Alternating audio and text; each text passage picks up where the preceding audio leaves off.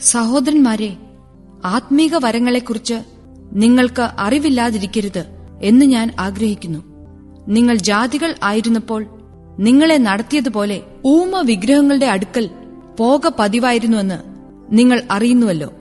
സഹോദരന്മാരെ, ആത്മീക വരങ്ങളെക്കുറിച്ച് നിങ്ങൾക്ക് അറിവില്ലാതിരിക്കരുത് എന്ന് ഞാൻ ആഗ്രഹിക്കുന്നു. പൗലോസ് നമ്മളോട് പറയാണ്, ആത്മീക വരങ്ങളെക്കുറിച്ച് നിങ്ങൾക്ക് അറിവില്ലാതിരിക്കരുത്, നമുക്കറിവുണ്ടായിരിക്കണം എന്നാ പറയുന്നത്. നിങ്ങൾ ജാതികളായിരുന്നപ്പോൾ നിങ്ങളെ നടത്തിയതുപോലെ ഊമ വിഗ്രഹങ്ങളുടെ അടുക്കൽ പോക പതിവായിരുന്നു എന്ന് നിങ്ങൾ അറിയുന്നുവല്ലോ. നമ്മൾ മാനസാന്തരപ്പെടുന്നതിന് മുമ്പ് വേറെ ഒരു സൃഷ്ടിയായിരുന്നു. ആ സൃഷ്ടി ചെയ്തിരുന്ന കാര്യങ്ങളൊക്കെയാണ് അന്ന് നിങ്ങൾ ചെയ്തിരുന്നത് എന്നുള്ള അർത്ഥത്തിലാണ് ഇത് പറയുന്നത്. നിങ്ങൾ ജാതികളായിരുന്നപ്പോൾ, ആത്മീകമായിട്ടുള്ള കാര്യമാണ് ഈ പറയുന്നത്. അതുകൊണ്ടാണല്ലോ ഒന്നാമത്തെ വാക്യത്തിൽ അങ്ങനെ പറഞ്ഞത്, ആത്മീക വരങ്ങളെ കുറിച്ച് നിങ്ങൾക്ക് അറിവില്ലാതിരിക്കരുതെന്ന് ഞാൻ ആഗ്രഹിക്കുന്നു എന്ന് പറയുമ്പോൾ അകത്തെ മനുഷ്യന്റെ കാര്യമാ.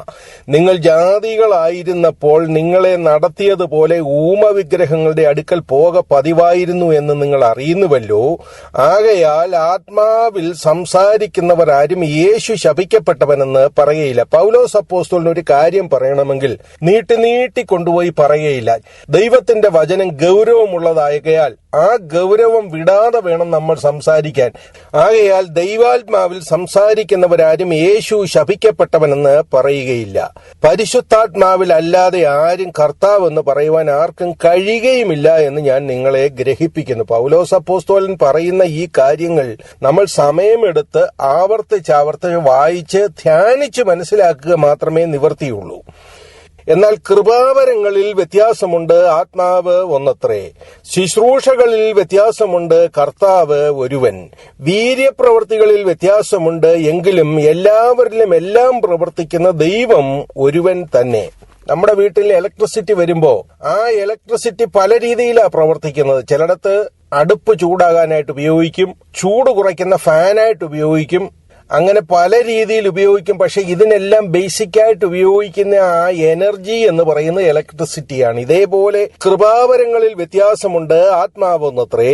ശുശ്രൂഷകളിൽ വ്യത്യാസമുണ്ട്, കർത്താവ് ഒരുവൻ. വീര്യപ്രവൃത്തികളിൽ വ്യത്യാസമുണ്ട്, എങ്കിലും എല്ലാവരിലും എല്ലാം പ്രവർത്തിക്കുന്ന ദൈവം ഒരുവൻ തന്നെ.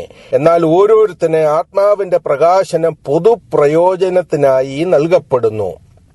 ഓരോരുത്തനെ ആത്മാവിനാൽ ജ്ഞാനത്തിന്റെ വചനവും മറ്റൊരുത്തിന് അതേ ആത്മാവിനാൽ പരിജ്ഞാനത്തിന്റെ വചനവും നൽകപ്പെടുന്നു. അപ്പൊ ആത്മാവിന്റെ വചനം, പരിജ്ഞാനത്തിന്റെ വചനം എന്നൊക്കെ പറയുന്നതിന്റെ എല്ലാം ബേസ് ഒന്നാണ് എന്ന് നമുക്ക് മനസ്സിലാക്കാവുന്നതേ ഉള്ളൂ.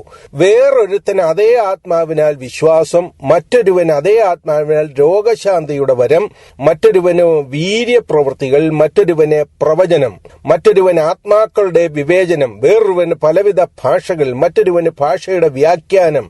ഞാൻ പലരോടും സുവിശേഷം പറയാനായിട്ട് ചെല്ലുമ്പം അവര് തൊട്ടും തൊടിയിച്ചുമൊക്കെ ചില കാര്യങ്ങളൊക്കെ പറയും. കള്ളമായ കാര്യമൊന്നുമല്ല, അവരെവിടുന്നൊക്കെയോ കേട്ടിട്ടുള്ളതും വേദപുസ്തകത്തിലുള്ള കാര്യങ്ങളുമാ. പക്ഷെ അത് എവിടെയാണെന്ന് ഒരു പിടിയുമില്ല. എന്നാൽ എടുത്തൊന്ന് കാണിക്കാമോ എന്ന് ചോദിച്ചാൽ അവരെ കൊണ്ടത് കാണിക്കാനായിട്ട് ഒക്കുന്നുമില്ല. ദൈവവചനത്തിൽ ഇത് ഉണ്ടെന്നുള്ള ഒരു അറിവെങ്കിലും നമ്മൾ കേട്ടുകേഴ്വിയിലെങ്കിലും ഉണ്ടായിരിക്കണം. എങ്കിൽ മാത്രമേ നമുക്ക് ദൈവവചനം എടുത്ത് ഇത് വായിക്കുവാനോ മറ്റുള്ളവർക്ക് പറഞ്ഞു കൊടുക്കുവാനോ കഴിയുകയുള്ളൂ. തന്നെയുമല്ല, ഒരു കാലത്ത് ഇന്നത്തെ മിടുക്കും കഴിവും സാമർഥ്യവും ആരോഗ്യവും എല്ലാം നഷ്ടപ്പെട്ട് ഏതെങ്കിലും രോഗം വന്ന് ഇല്ലെങ്കിൽ ഏതെങ്കിലും പ്രയാസത്തിൽ കൂടെ ഇന്നത്തെ രീതിയിൽ നിന്നൊക്കെ മാറി ഒരു കട്ടിലിൽ ഒതുങ്ങുന്ന ഒരു ജീവിതം നമുക്ക് വരും. ആരുടെയും സഹായം ലഭിക്കാതെ മുകളിലേക്ക് നോക്കി കണ്ണുനീര് പൊഴിച്ചിരിക്കുന്ന ഒരു കാലം നമുക്കുണ്ടാകും. അങ്ങനെയൊന്നും ഉണ്ടാകത്തില്ലെന്നൊന്നും ആർക്കും പറയാൻ പറ്റുകയില്ല. അത് പല സാഹചര്യങ്ങൾ അതിനുണ്ടാകുമെന്നുള്ളതേ ഉള്ളൂ. പക്ഷേ നിസ്സഹായനായി തീരുന്ന അവസ്ഥയുണ്ട്, എല്ലാവരും കൈവിട്ടു പോകുന്ന അവസ്ഥയുണ്ട്. പ്രായാധിക്യത്താൽ കണ്ണു കാണാൻ ഒക്കാതെ വരും, എഴുന്നേറ്റ് നടക്കാൻ ഒക്കാതെ വരും, ഒരു കാര്യം ചെയ്യണമെങ്കിൽ ചെയ്യുവാനുള്ള ആരോഗ്യം ഇല്ലാത്ത കാലം വരും. പല പ്രിയപ്പെട്ടവരും മരണം വഴിയായി മാറിപ്പോകും. അങ്ങനെ ആരോരുമില്ലാത്ത കാലത്ത് നമുക്ക് ഒരേ ഒരു ആശ്രയം വരുന്നത് ദൈവത്തിന്റെ വചനവും ദൈവത്തിൽ നിന്നുള്ള ആശ്രയവുമാണ്. അപ്പൊ അങ്ങനെയുള്ള ഒരു കാലം വരുമ്പോ നമ്മളെ സഹായിക്കുവാനായിട്ടുള്ളതും നമ്മളെ ബലപ്പെടുത്തുന്നതും ഈ ദൈവവചനമാണ്. അതുകൊണ്ട് ഈ ദൈവവചനം ഏതിനേക്കാൾ അധികമായി പ്രാധാന്യമുള്ളതായി നമ്മൾ കാണുകയും മനസ്സിലാക്കുകയും വേണം. ഇന്നത്തെ ആരോഗ്യവും ഇന്നത്തെ പൈസയും ഇന്നത്തെ സാഹചര്യവും ഒക്കെ നമുക്കുള്ളപ്പോൾ നമ്മൾ വിചാരിക്കും ഇതൊന്നും ആവശ്യമില്ല, എനിക്ക് ജീവിതത്തിൽ പ്രശ്നങ്ങളൊന്നും വരത്തില്ല. അങ്ങനല്ല പ്രിയപ്പെട്ടവരെ, നമുക്കെല്ലാവർക്കും പ്രശ്നങ്ങൾ വരും. നമ്മൾ നമ്മുടെ ചുറ്റുപാടുകളിലുള്ള ആളുകളെയോ നമ്മുടെ മുൻതലമുറയിലുള്ളവരെയോ നമ്മളെക്കാൾ പ്രായമുള്ള ആളുകളെയൊക്കെ ഒന്ന് കണ്ടു നോക്ക്. ലക്ഷപ്രഭുക്കന്മാരായിരുന്നവരൊക്കെ വെറും തെണ്ടികളായി തീർന്നിട്ടില്ലേ? നല്ല ആരോഗ്യമുണ്ടായിരുന്ന ആളുകളൊക്കെ എയ്ഡ്സ് പോലുള്ള രോഗങ്ങൾ ബാധിച്ച്, ഇല്ലെങ്കിൽ ക്യാൻസർ പോലുള്ള രോഗങ്ങൾ ബാധിച്ച്, ക്ഷയം വന്ന്, ഇങ്ങനെ പല രീതിയിലൊക്കെ ശരീരത്തിന് പ്രയാസങ്ങളുണ്ടായി. ചിലരൊക്കെ അപകടങ്ങൾ ഉണ്ടായി ഒന്ന് എഴുന്നേക്കാൻ പോലും കഴിയാത്ത അവസ്ഥയിൽ വന്നിട്ടില്ലേ? ഇതൊന്നും എനിക്ക് വരത്തില്ലെന്ന് ആർക്കായി പറയാൻ ഒക്കുന്നത്? ഇങ്ങനെയൊക്കെയുള്ള പ്രയാസങ്ങൾ വരുന്ന കാലത്ത് എങ്കിലും നമ്മളെ ഒന്ന് സഹായിക്കുവാൻ കഴിയുന്ന ഏക ആശ്രയമാണ് ദൈവത്തിന്റെ വചനം. ദൈവത്തിൽ ആശ്രയം വെച്ച് ജീവിക്കുന്നുവെങ്കിൽ നമ്മളും നമ്മുടെ തലമുറയും അനുഗ്രഹിക്കപ്പെടുവാൻ അത് കാരണമായി തീരും എന്ന് പ്രാർത്ഥിച്ചുകൊണ്ട് ഞാൻ എന്റെ വാക്കുകളെ ചുരുക്കുന്നു. ദൈവം നമ്മെ ധാരാളമായി അനുഗ്രഹിക്കട്ടെ.